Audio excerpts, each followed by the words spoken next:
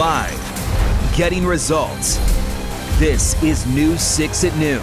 Good afternoon. Thanks for joining us. I'm Bridget Ellison. And I'm Justin Warmoth. Here are the stories that are making headlines this afternoon.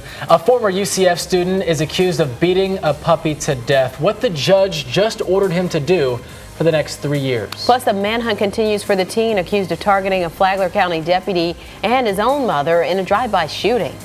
But first, take a look at this.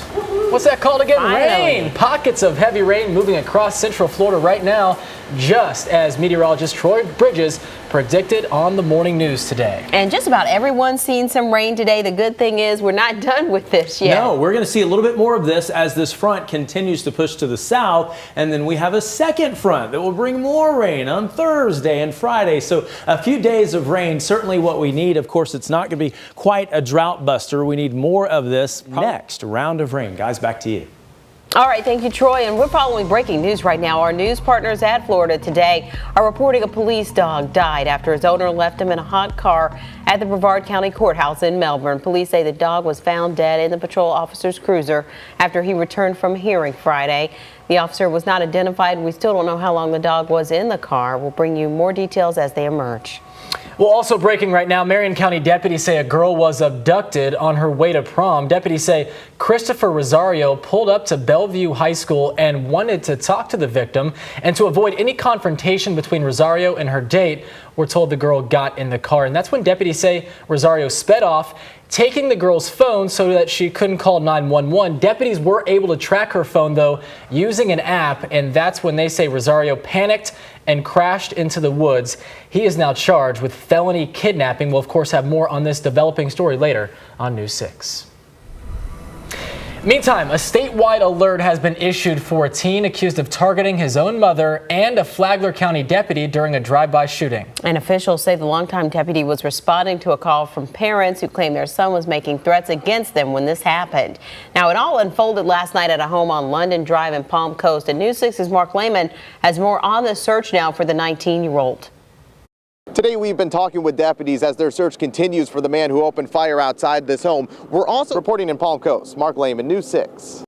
And new at noon, a former UCF student accused of punching his puppy to death got what he wanted today in court. That's right. The judge granted him a lighter sentence. Of course, he did have a few conditions, though. News 6's Nadine Yanis is live at the Orange County Courthouse for us this noon in downtown Orlando. And Nadine, this guy could have been sentenced to 10 years in prison, though.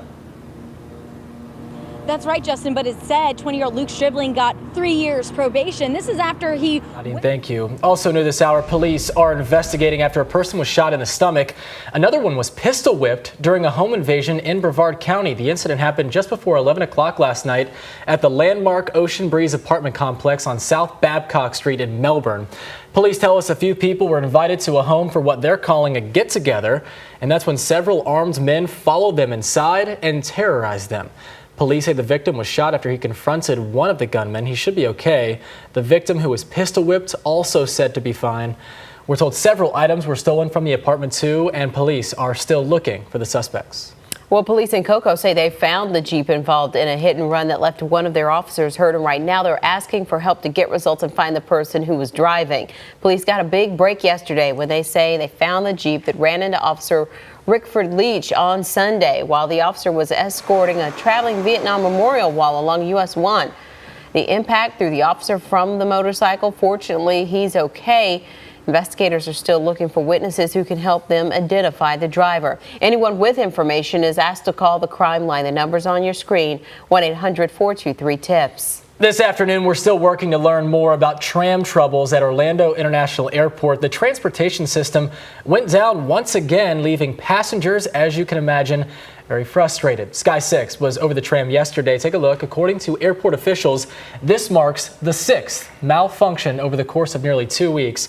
We're told an apparent electrical issue knocked power out for about 40 minutes. Airport officials say there weren't any reports of delays, though, and no passengers missed their flights because of the issue. And staying on the aviation front, a longtime officer at the Orlando Sanford International Airport is retiring this afternoon. It's not what you might be thinking, because it's actually a police dog, and that dog's getting the highest honors for his service. Sashel Saunders has the story. It's kind of hard letting go of the old territory. Up to the plate and be a great asset to us. Those dogs have brains and beauty, right? Great dogs. So cute.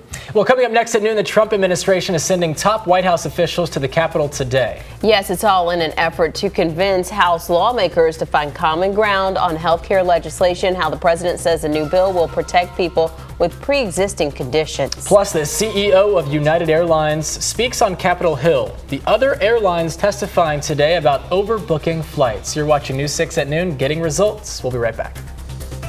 This portion of the news is sponsored by Nutrimost Wellness and Weight Loss.